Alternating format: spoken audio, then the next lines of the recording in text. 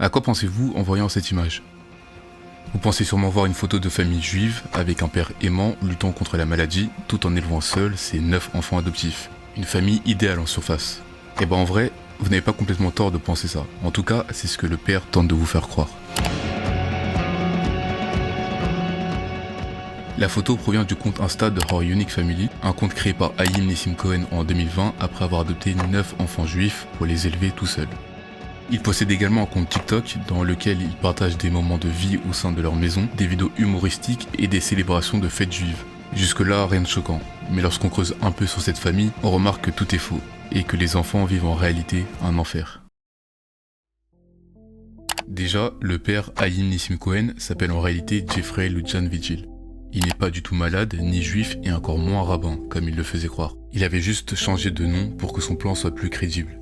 Et son plan, c'était d'adopter le plus d'enfants juifs possible. Pour ça, il a raconté au service d'adoption qu'il voulait que les enfants juifs soient placés dans des familles juives, pour leur bien. Et étant donné qu'il renvoyait l'image du rabbin pieux et dévoué, ça a marché.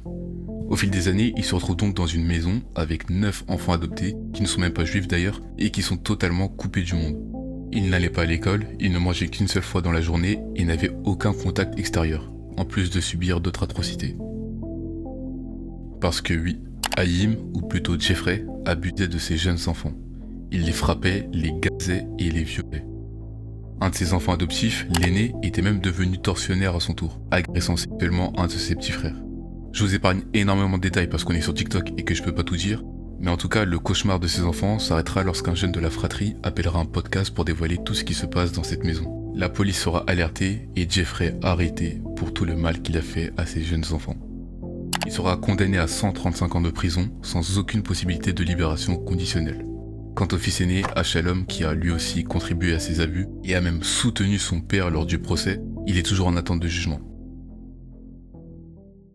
I hope you feel as scared in jail as we did living with you.